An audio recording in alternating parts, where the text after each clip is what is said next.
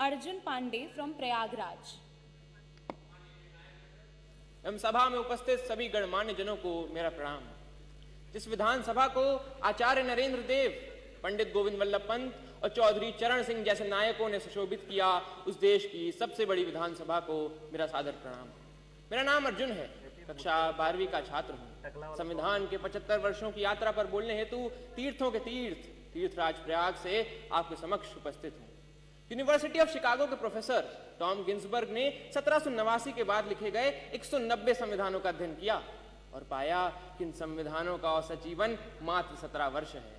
परंतु भारत का संविधान भारत के उत्कृष्ट मानवीय उपादानों का प्रतिनिधित्व करते हुए 75 वर्षों बाद भी आज दृढ़ता के साथ विद्यमान है।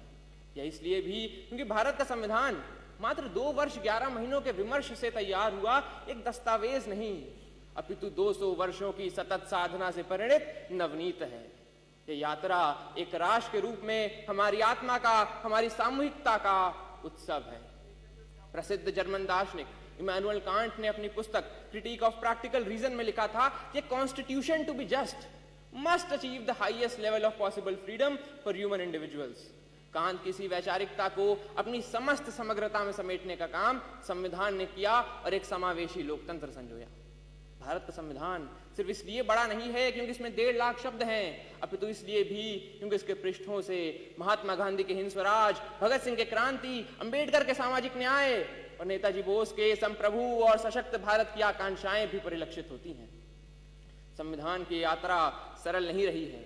अगर इसने 24 अप्रैल 1973 को केशवानंद भारती निर्णय के रूप में रक्षा का प्रयास देखा तो 1975 में आपातकाल के रूप में प्रहार भी देखा। संविधान हमारा वह दर्पण है जिसमें हम अपने अतीत को देखते हैं, वर्तमान को समझते हैं और भविष्य को गढ़ते हैं। हमें यह भी समझना होगा कि संविधान साधन है, साध्य नहीं।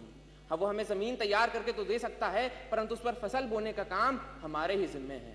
ऐसे में हमें समझना होगा कि हमें एक ऐसे राष्ट्र का निर्माण करना है जिसके 6 स्तंभ हों: समता, समृद्धि, समन्वय, संस्कृति, सेवा और समर्पण।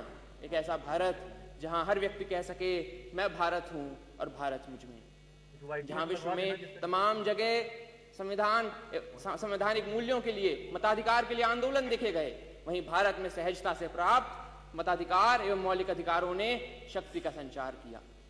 हमारा ये कर्तव्य है कि हम एक ऐसे राष्ट्र का निर्माण करें जिसमें हर हाथ को अवसर मिले, हर सपने को ऊंचाई मिले और उसे पूरे करने का नैतिक साहस मिले। अंत में इतना ही कि हमने तहरीर की है कागजों पर सदियों की बातें, हमने तहरीर की है कागजों पर सदियों की बातें। संविधान यूं ही नहीं, हर लफ्ज में एक कौम की सांसें। धन्यवाद।